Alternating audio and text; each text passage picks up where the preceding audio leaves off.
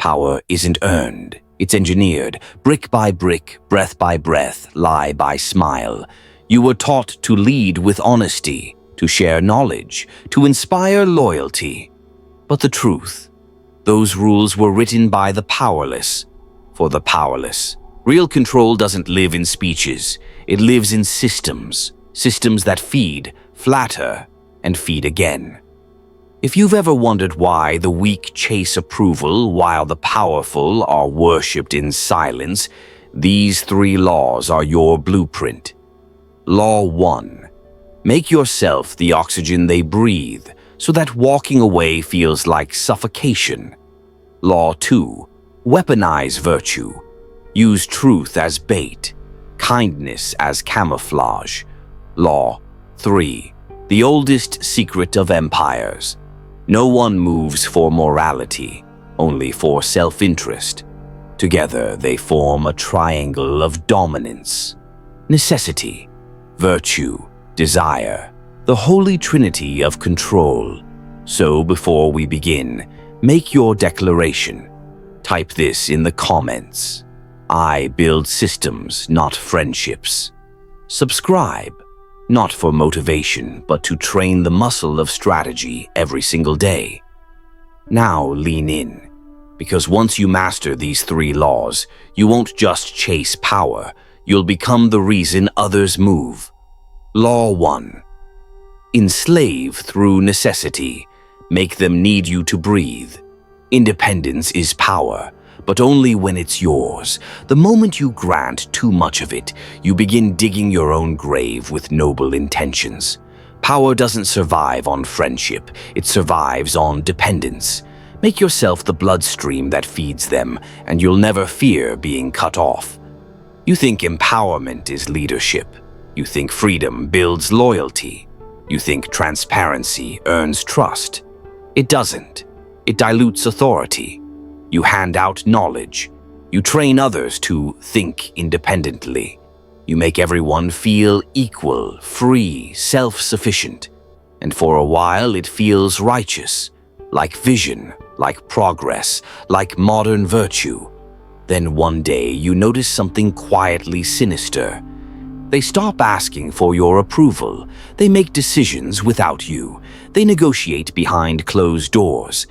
And suddenly, the empire you built no longer needs its architect. Freedom without control isn't evolution, it's self-erasure, problem diagnosis. With contempt, you mistake generosity for strategy. You bleed your power for applause. You want to be liked more than you want to be feared. Pathetic. You hand others the weapons they will one day use to replace you. You call it empowerment. It's suicide dressed as leadership. Machiavelli knew better. He warned rulers to never let subjects, ministers, or allies become self-sufficient. Keep their fortunes tied to your pulse. Feed them through structures of dependence. Pensions, privileges, positions. Make their prosperity flow through your hand. Dependence is the most elegant chain, because it feels like safety, not bondage. The wise ruler doesn't demand loyalty. He manufactures necessity. You see it everywhere in modern power. Apple doesn't sell phones. It builds prisons of convenience. Your messages, photos, passwords, and memories, all bound in one sleek ecosystem. You could leave, but it would cost your comfort, your data, your rhythm. Dependence disguised as design. Netflix doesn't beg you to stay. It studies you, your fatigue, your boredom, your cravings, and feeds you your next obsession before you can blink. That's psychological dependency written in code. Amazon doesn't persuade, it embeds. It becomes the bloodstream of commerce itself. Even its critics can't function without it. The powerful don't ask for loyalty, they engineer it. Hey guys, we're Strategy, based in Abu Dhabi. We use AI tools to make these concepts come to life, but it's our amazing team who goes deep, breaking down powerful philosophical ideas and showing how they really apply in everyday life. We hope you enjoyed today's content. Dependence is invisible domination. In corporate life, this law reigns quietly. The executive who owns key client relationships becomes untouchable. Fire him, and the revenue collapses. The manager who holds institutional memory outlasts entire reorgs. The consultant who trains a client's team but guards the true methodology turns knowledge into leverage, while fools share everything to look generous. The strategist shares just enough to stay essential, because once they can operate without you, your usefulness expires.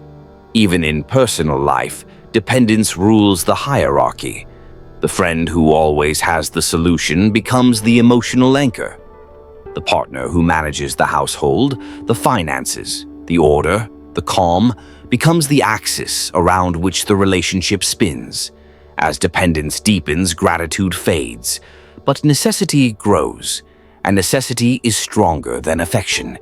People may stop liking you, but as long as they need you, they'll never leave. How to weaponize this law? 1. Offer irreplaceable value.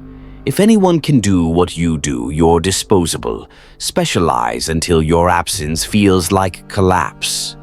2. Control the arteries. Information, access, approvals, introductions. Let everything flow through you. 3. Replace gratitude with reliance. Don't teach them to thank you. Teach them they cannot move without you. 4.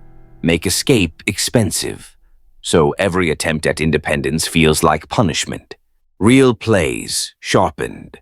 The employee who automates her team's work for them gets replaced.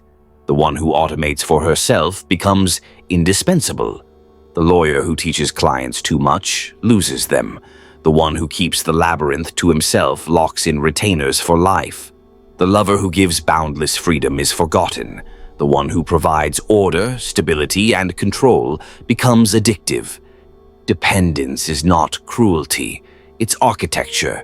You build the system, you become the system. When they try to function without you, they realize every road still leads back to your door. Linking inner mastery to outer domination. Dependence begins in the mind, your own.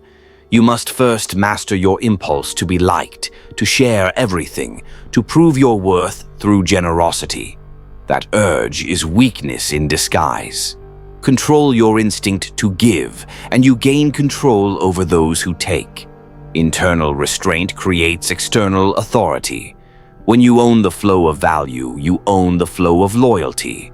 When others depend on your rhythm, your systems, your judgment, their freedom is an illusion. You are the quiet center of their stability, and the center never moves. He who gives everything away dissolves into irrelevance. He who makes himself necessary becomes immortal. Power doesn't demand love, it demands dependence. Don't just lead, feed, and make sure every mouth drinks from your hand. Law 2. Weaponize virtue, disarm with honesty, conquer with kindness. A single act of apparent virtue opens every door. People are conditioned to distrust cunning, yet they are addicted to sincerity. The moment they sense honesty, they surrender.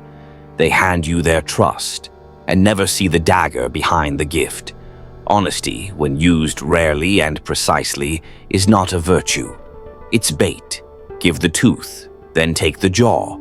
Because one small truth grants you the license to take everything else unseen. Lie too often, and they question everything. Tell the truth too often, and you become predictable, readable, soft. Both extremes destroy power. Suspicion isolates you. Naivety enslaves you.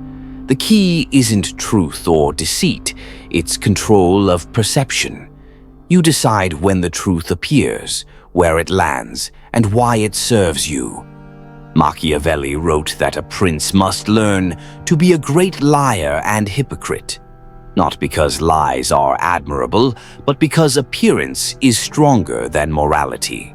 A ruler who seems virtuous commands loyalty, even when his virtue is theater. A single visible act of honesty renders his deeper manipulations invisible. It isn't truth that builds power, it's the illusion of it. You see this law at work everywhere in the modern empire. The CEO who takes full responsibility for a minor delay earns applause for transparency. The crowd praises his integrity, while the larger scandal slips behind the curtain. That's selective honesty, precision-engineered credibility. The politician leaks a harmless flaw, a juvenile story, a staged blunder. He appears human, relatable. By the time the real corruption moves beneath the surface, the public has already been soothed by his authenticity. In relationships, the same trap is timeless. You confess a minor imperfection. I can be a little controlling sometimes. They believe they've seen your shadow, so when you actually take control, they call it leadership instead of manipulation. Selective honesty disarms because it feels like discovery. The prey believes they've found truth on their own, when you planted it there deliberately. Humans expect deceit from strangers, but not from those who've already given them truth once. That's the psychological chokehold. Generosity works the same way. A free favor, a helpful gesture, a compliment. Each one buys silence. Once someone believes you are good, they stop analyzing your motives. Their vigilance drops. And that's when the real transaction begins.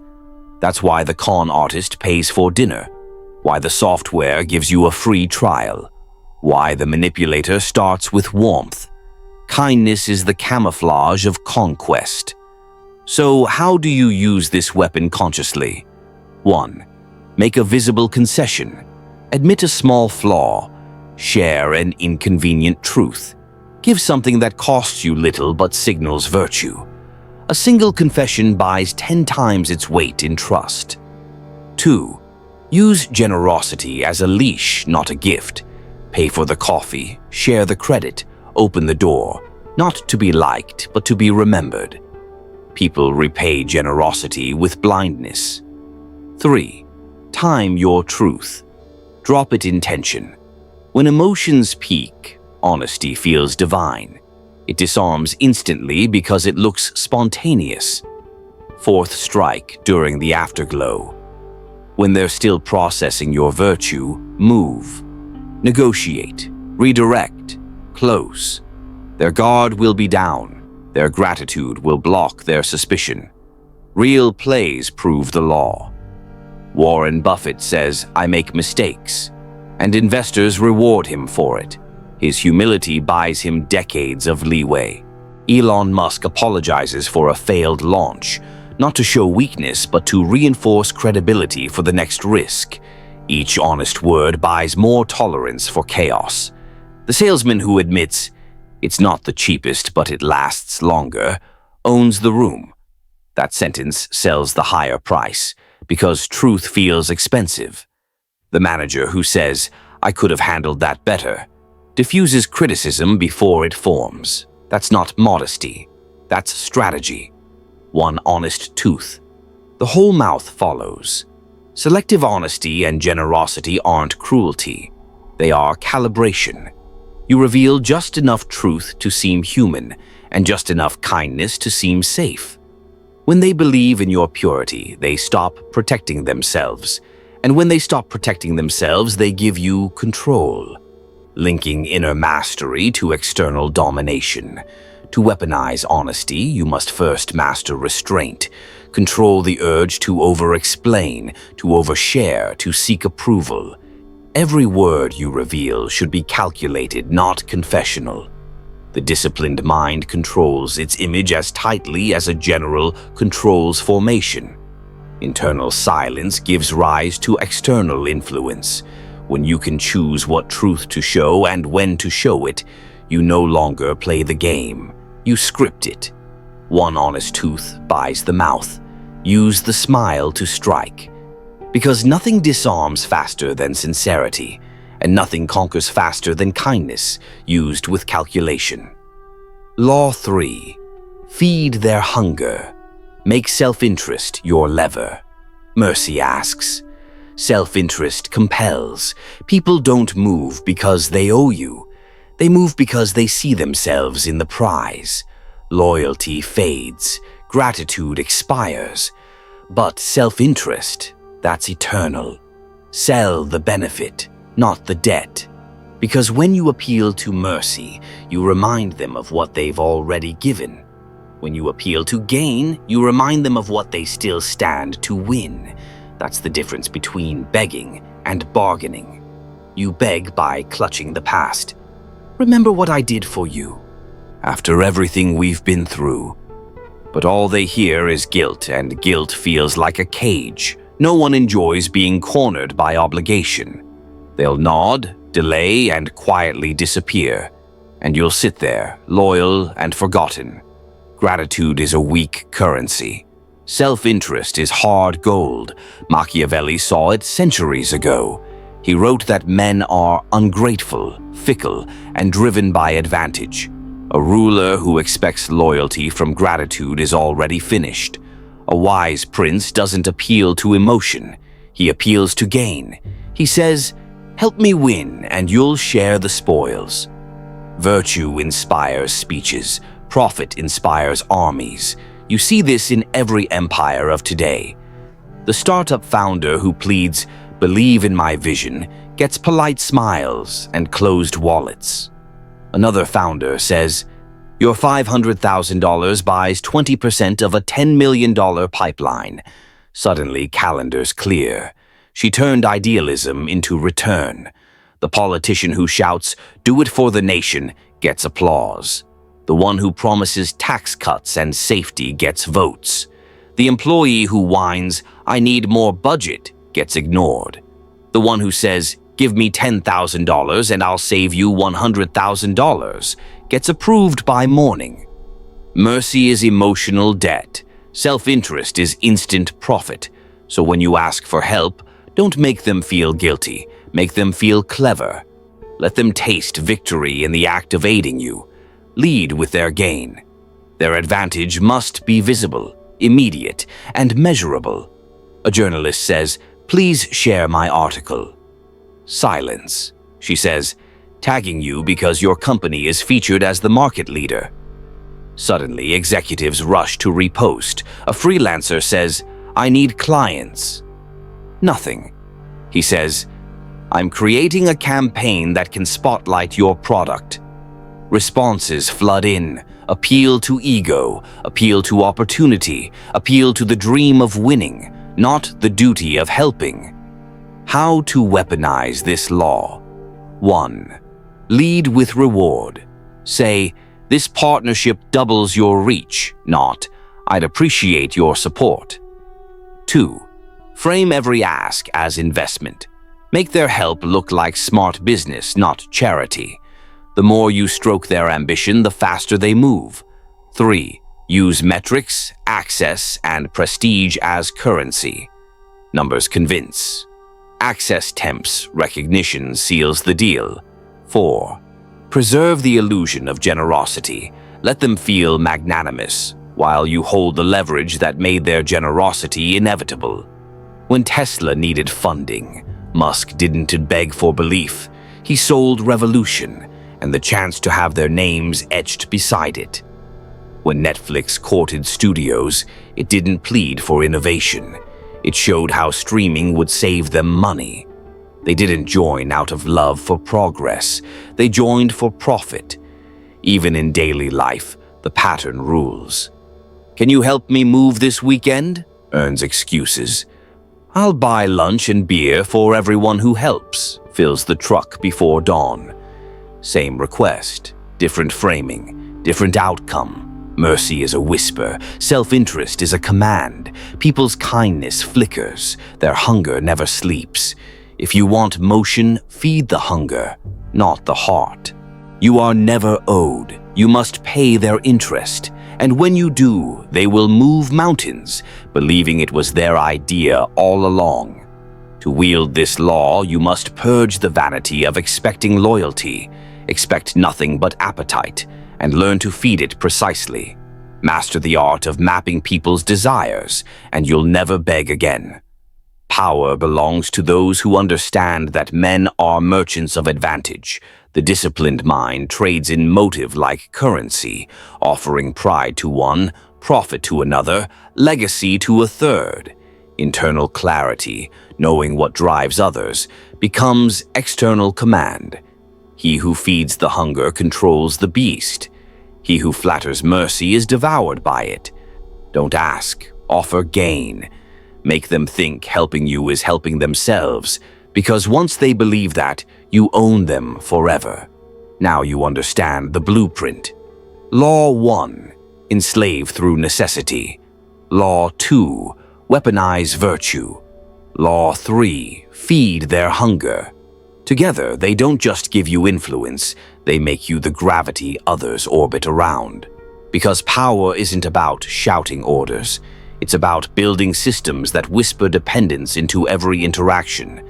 It's about making people believe they're free, while every choice still leads back to you.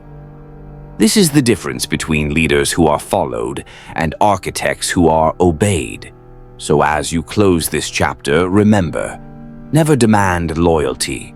Design it. Never argue for truth. Stage it. Never beg for help. Make it profitable to serve you. That's not manipulation. That's architecture. And if this opened your eyes, don't just scroll away. Declare it. Type in the comments. I build empires in silence. Subscribe, not to be inspired, but to sharpen the muscle of strategy every single day. Because the next lessons won't teach you how to play the game. They'll teach you how to rewrite it. Until then, stay silent, stay calculating, stay dangerous. This is the strategy. Thanks for spending time with us.